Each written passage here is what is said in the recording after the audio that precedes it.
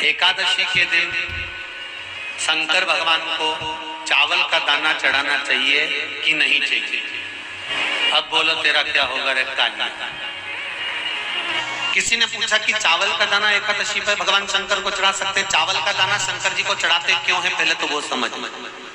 बेलपत्री का तो महत्व आपको बार बार बताया कि बेलपत्री शिव जी को क्यों चढ़ाई जाती है, कहीं रोग के लिए, कहीं बीमारी के लिए, कहीं किस कार्य के लिए, कहीं कोई कार्य के लिए, कहीं कोई कार्य के लिए। चावल का दाना अगर हम शंकर भगवान को चढ़ा रहे हैं तो क्यों चढ़ा रहे हैं, उसका कारण क्या है? चावल का दाना शिव को चढ़ाने का केवल एक कारण रहता है कि चावल को अक्षत कहते हैं।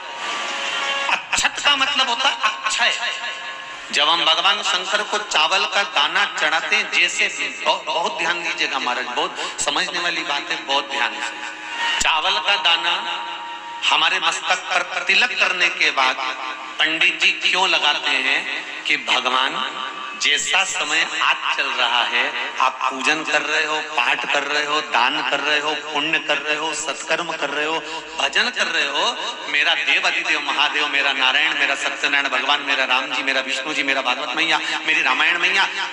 ब्राह्मण मस्तक पर तिलक लगाने के बाद चावल इसलिए लगाता है कि जैसा समय आज चल रहा है, भगवान तुमको ऐसा ही समय बनाकर रखे और तुम ऐसे ही चार चांद लगाते रहो, दान पुण्य संकीर्तन करते रहो, इसलिए मस्तक पर चावल का दाना लगाया जाए। और जब चावल का दाना, तो यहाँ शिव महापुराण की कथा करें, चावल का दाना हम शिव जी को क्यों चढ़ाते हैं, भगवान को क्यों समर्पित करते हैं, भगवान की पूजन में अक्षत क्यों समर्पित करते हैं, चावल क्यों समर्पित करते हैं, उसका कारण क्या है? तो कहा आज मैंने जब चावल का दाना आपको समर्पित करा है, जिस भाव से, जिस विश्वास से, जिस श्रद्धा से, जिस मन से मैं आपको रिझा रही हूँ, हे भोलेनाथ मेरी ये मनोकामना पूर्ण कर, इसको अक्षय कर देना, इसको अमर कर देना, बस इतनी कृपा आप कर। अब किसी ने पूछा एकादशी के दिन चावल चढ़ाए कि नहीं चढ़ाए, तो यहाँ तो सीधी सीधी बात है, बीमारी देखकर थोड़ी ना आती है कि नवरात्र चल रहे हैं कि सावन का सोमवार चल रहा है। बीमारी तो बीमारी। तुम चावल मत खाओ। तिरुपति कौन कौन गया, हाथ उठाओ, ठीक है। जगन्नाथ जी कौन कौन गया, हाथ उठाओ, हाँ ठीक है। द्वारका जी कौन कौन गया, हाथ उठाओ, ठीक है। बद्रीनाथ कौन कौन गया, हाथ उठाओ, ठीक है। एकादशी के दिन कभी कभी तुम बद्रीनाथ चले जाओ, एकादशी के दिन तुम द्वारका चले जाओ, एकादशी के दिन तुम तिरुपति चले जाओ, एकादशी के दिन तुम जगन्नाथ चले जाओ, एकादशी के दिन तुम्हारी मर्जी पड़े भगवान के किसी धाम में चले जाओ और भगवान को भोग लगाओ और उनकी थाली को झांक कर देखना, उसमें चावल जरूर मिलेगा। उसमें ऐसा नहीं है कि चावल नहीं मिलेगा। बद्री नारायण में भगवान को चावल का भोग लगा हुआ मिलेगा, द्वारका में चावल का भोग लगा हुआ मिलेगा, आपको जगन्नाथ में चावल का भोग लगा हुआ मिलेगा, तिरुपति में मिलेगा, द्वारकाधीश में मिलेगा, नाथू द्वारा में मिलेगा, सांवरिया सेठ में मिलेगा, काकरोली जी में मिलेगा। आप जहां जाओगे वहां पर एकादशी के दिन भगवान को चावल आएगा, क्योंकि भगवान के लिए परहेज नहीं है।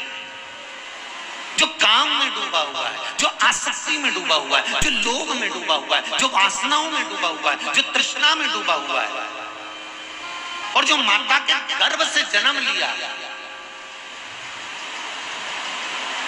एकादशी के दिन चावल उसको नहीं खाना। एकादशी के माता पिता कौन है? सबसे पहले एकादशी का व्रत किसने रखा था? एकादशी को क्यों चावल नहीं खाते? एकादशी के दूसरे दिन चावल का दाना खाना क्यों जरूरी है? जो माता पिता के गर्भ से, माता के गर्भ से जन्म लिया हो, संसार में जिसका जन्म हुआ हो और मृत्यु लोक में गर्भ की कैद में रहने के बाद जन्मा हो, उसको एकादशी के दिन चावल नहीं खाना चाहिए महाराज। पर यहाँ शास्त्र ये नहीं कहता कि भगवान को चावल नहीं चढ़ाना चाहिए। यहाँ शास्त्र कहता है आप शिव जी को चाहे एकादशी हो, चाहे द्वादशी हो, चाहे प्रदोष हो, चाहे पूर्णिमा हो, चाहे अमावस्या हो, चावल का दाना आप भगवान शिव को समर्पित कर सकते हो। और ज्यादा नहीं, शंकर कभी ये नहीं कहते कि मुझे बहुत सारा चढ़ा। शंकर जी की कथा कहती है कितना, मात्र एक चावल का दाना। हम तो उनसे भी कहेंगे जो लोग कहते हैं ना कि हम आज हमारा सावन का महीना है तो आज हमें भगवान को 1.25 लाख बेलपत्र चढ़ाएंगे, तो कोई कहता हम 1000 बेलपत्र चढ़ाएंगे, तो कोई के हम 5000 चढ़ाएंगे, कोई के हम 50,000 चढ़ाएंगे। मेरा निवेदन केवल इतना है, तुम तो एक चढ़ा, और ये भी जरूरी नहीं है, एक बेलपत्र भी कब चढ़ाई जाती है शंकर भगवान को, जब तुमने किसी एक बेलपत्र का पेड़ लगाया होगा और वो पेड़ बड़ा हो गया होगा, तब तुम हकदार बनते हो कि किसी के पेड़ की बेलपत्र तोड़कर शिव को चढ़ाई जाए। यही एकादशी के दिन से जो व्रत साधना करना प्रारंभ करी थी वो सुख देने वाली। निवेदन है आपसे, कोई कार्य अटक रहा है, तकलीफ आ रही है, दुख है, लक्ष्मी नहीं आ रही, परेशान हो, 108 बेलपत्र की, जो बेलपत्र होते हैं उसकी, इसको छेद तो करते नहीं है सुई से, बेलपत्र की डंडी को बांधते जाओ 108 बेलपत्र की माला बना, और माला बनाकर भगवान शंकर के गले में शंकर के शिवलिंग को जो चढ़ा देता है उसकी मनोकामना भगवान शंकर पूरी कर देते हैं। अट्टा एकादशी शास्त्र कहता है घर के बुजुर्गों को, घर के बड़ों को, जेठ जेठानी हो, सास ससुर हो, घर में जो तुम्हारी उम्र से बड़ा हो, उसको आज पीला फूल या पीली चने की दाल या पीला वस्त्र, कुछ भी पीली सामग्री आज घर के बड़ों को देना चाहिए। क्यों देना चाहिए?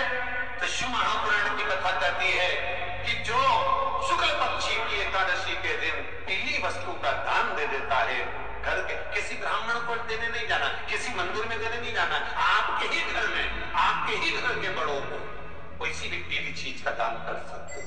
फूल हो, मिठाई हो, कोई अनाज हो, कोई वस्त्र हो, पीली वस्तु का दान दे। क्यों होगा? क्या होगा उससे? शिव महापुराण की कथा कहती है उससे जिंदगी में कभी बड़ी बीमारी प्रवेश नहीं करती। सनातन धर्म कहता है वट वृक्ष की पूजन करने वाला, वट वृक्ष के नीचे शिव की आराधना करने वाला, लोम समर्पित कर जल चढ़ाने वाले का जैसे कर्ज मुक्ति होती है, उसी तरह आंवले के वृक्ष के नीचे मात्र ताजा मिष्ठान दूध का बनाकर उस सामग्री को भगवान आंवले के वृक्ष के नीचे पूजन करने से लक्ष्मी और संपदा की वृद्धि होती है। जैसे शमी का पौधा, शमी का वृक्ष, शमी के वृक्ष के नीचे मात्र दूध और जल मिला हुआ जल, शमी के वृक्ष के नीचे मात्र ओघड़दानी अवधूतेश्वर महादेव के नाम से केवल हफ्ते में एक बार भी अगर दूध और जल का मिश्रण शमी के पौधे के नीचे कर दिया जाता है तो कहते हैं शरीर में बड़ी से बड़ी अगर बीमारी है, कहीं कैंसर जैसा रोग है या किडनी लीवर जैसा रोग है, कोई भी तकलीफ, कोई गांठ अगर शरीर में हो गई है, तो शमी के वृक्ष के नीचे दूध का जल थोड़ा सा हफ्ते में एक बार अवधूतेश्वर महादेव के नाम से समर्पित कर देने से रोग का निवारण होने लगता है, रोग थम जाता है और आगे नहीं बढ़ पाता और उसका इलाज चालू हो जाता है। बस एक बात का स्मरण रहे, आंवले के वृक्ष के नीचे अगर कोई भोग लगाया गया है पा सकते हैं, पीपल के वृक्ष के नीचे कोई भोग लगाया है पा सकते हैं, बट वृक्ष के नीचे कोई भोग लगाया गया है पा सकते हैं। जिस वृक्ष के नीचे भोग लगाओगे पालोगे, पर शमी वृक्ष के नीचे का जो भोग लगाया गया है वो नहीं पाया जाता। शमी वृक्ष का जो प्रसाद है वो आपको वहीं छोड़ना पड़ता। हमारे हिंदू धर्म, हमारा शास्त्र कहता है, हमारे शास्त्र, हमारे वेद डॉक्टर वर्णन करते हैं कि पीपल के पत्ते को अगर एकादशी और द्वादशी के दिन एक तांबे के पात्र में गला कर रख दिया जाए और उस पानी का आचमन 3 बार करा जाए तो जिसकी नाड़ियां चौक भी हो जाती है, डॉक्टर बोले इसका बाईपास करना पड़ेगा, उसको केवल 3 आचमन पानी एकादशी और द्वादशी को पीपल के पत्ते का कराया जाए तो अंदर की नाड़ियां भी खुल जाती हैं। पीपल के पत्ते का इतना प्रमाण हमारे विष्णु पुराण में पढ़ता है। पीपल के पत्ते का इतना, जैसे चर्म रोगधारी व्यक्ति होता है ना, जिसकी चमड़ी सफेद पड़ जाती है, तो उसको क्या करना चाहिए? केवल हिंदू धर्म में केवल एक पीपल का वृक्ष है जिसका पराग झड़ता है और वो रात्रि को लगभग 10 बजे से 12 बजे के भीतर, 9 बजे से 12 बजे के भीतर पीपल के पेड़ के पत्ते का पानी चढ़ता है, उसके नीचे थाली रख देना चाहिए और उस थाली में पीपल के पेड़ के नीचे रख दो और उसका पराग जब चढ़ जाए वो पानी को बाल्टी में धो लो और धोने के बाद थाली को उस पानी से 15 दिन, 8 दिन, 20 दिन स्नान करिए, धीरे धीरे चर्म रोग समाप्त हो जाएगा। सफेद जो चमड़ी पड़ी वो वापस अपने रंग में आना चालू हो जाती है। कोई डॉक्टर कोई नहीं दिखाना। दो चीजों को याद रखिए, गौदान और एकादशी। श्रीमद वल्लभाचार्य जी ने मायावत का खंडन करा था जगन्नाथपुरी में, और श्रीमद वल्लभाचार्य जी ने कहा था एकादशी मरने के बाद मत दो, एकादशी जीते जीते। कहा था कि नहीं कहा था? जीते जी दान करिए। इसलिए जगदीश में जगन्नाथपुरी में एकादशी उल्टी लटकी हुई है। करें आपने दर्शन? जगदीश में एकादशी को उल्टा लटकाया। क्यों? क्योंकि वल्लभ ने कहा कि एकादशी जीते जी दो। कई पंडित कहते हैं तुम्हारे दादाजी मर गए, जब 12वें का दिन होता है ना तो पंडित जी संकल्प छुड़ा देते हो एकादशी। बड़े बेटे ने 5 दे दी, छोटी बहू ने 3 दे दी, उसने 2 दे दी, उसने 2 दे दी, तो क्या तुम्हारे दादाजी भिखारी थे जो तुम्हारी एकादशी लेकर जाएंगे? और तुम कौन होते हो दादाजी को एकादशी देने वाले? तुमने कौन सा इतने पुण्य कर लिए जो तुमने एकादशी दे दी? एकादशी के दान की महत्वता श्रीमद वल्लभाचार्य जी ने कहा कि कोई व्यक्ति अगर खटिया पर सड़ रहा है, पलंग पर तड़प रहा है, हॉस्पिटल में पड़ा हुआ है, तो निवेदन है कि उसको देखने जाओ तो अपनी करी हुई एकादशी में से 2 एकादशी का दान उसको तुरंत दे दो। क्यों? तो जिससे उसको मोक्ष मिल जाए। मरने के बाद नहीं, क्योंकि मरने के बाद वो 10वें के दिन गरुड़ पुराण में लिखा 10 दिन तक जीवात्मा घर की अटारी पे रहती है। कितने दिन? 10 दिन। 10 दिन के बाद जीवात्मा चली जाती है। कहां जाती है? उसको जहां जाना है। 3 दिन में उसको भोग भोगना पड़ता है जीवात्मा को। 3 दिन नरक का भोग भोगती है, उसके बाद स्वर्ग का भोग भोगती है। 18 दिन में ये प्रोसेस पूरी हो जाती है। कितने दिन? 18 दिन। 18 दिन के बाद में उस जीवात्मा को धान के खेत में पटका जाता है। किसके खेत में? धान के, चावल के खेत में। इसलिए कहते हैं एकादशी के दिन चावल मत खाओ। कहते कि नहीं कहते हैं? और क्या कहते हैं? द्वादशी के दिन चावल खाना जरूरी है। एकादशी का पालना करना है तो द्वादशी को चावल का इंग्रास खाओ, तब द्वादशी को चावल खाओगे तो एकादशी लगेगी। चावल नहीं खाओगे तो एकादशी नहीं लगेगी। द्वादशी को चावल खाना जरूरी है। क्यों कहते हैं? क्योंकि धान के खेत में जीव को छोड़ा जाता है। उस धान के खेत में, चावल के खेत में जीवात्मा रहती है। उसको चिड़िया खाती है तो चिड़िया के रूप में जन्म लेता है, मनुष्य खाता है तो मनुष्य के रूप में जन्म लेता है। इसलिए एकादशी के दिन चावल नहीं खाया जाता, क्योंकि एकादशी के दिन हम चावल खाएंगे तो जीव हत्या का दोष लग जाएगा। फिर कब खाना है? द्वादशी के दिन। द्वादशी के दिन क्यों खाया जाता है? क्योंकि हम एकादशी के व्रत करे रहते हैं, और पहला घासा जब चावल का खाते हैं तो अपनी करी हुई एकादशी का पुण्य जितने जीव हमारे मुंह में जाते हैं उनको उसका पुण्य मिल जाता है, और उनका फिर जन्म नहीं होता, वो तर जाते हैं, उनको एकादशी का भाग मिल जाता है। इसलिए कहते हैं एकादशी को चावल मत खाओ, पर द्वादशी को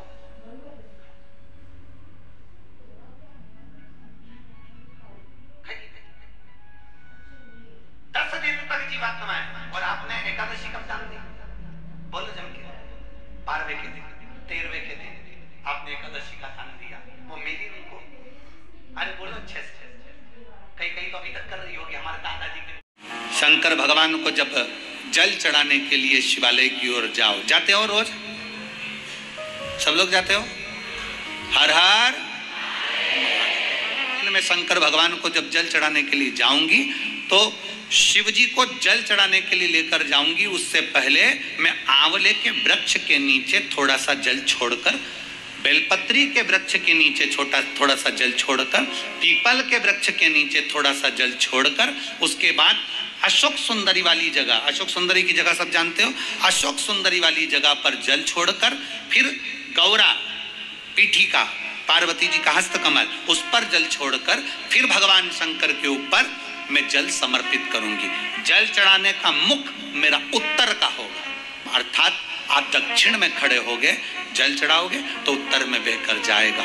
5 दिन अगर आपने ये 5 दिन का नियम धारण कर लिया शंकर को जल चढ़ाने का, तो ये निश्चित है 5 स्थान से जो हमें अशांति मिलती है मन में, पूरे वर्ष शांति बनी रहेगी, कभी क्लेश नहीं।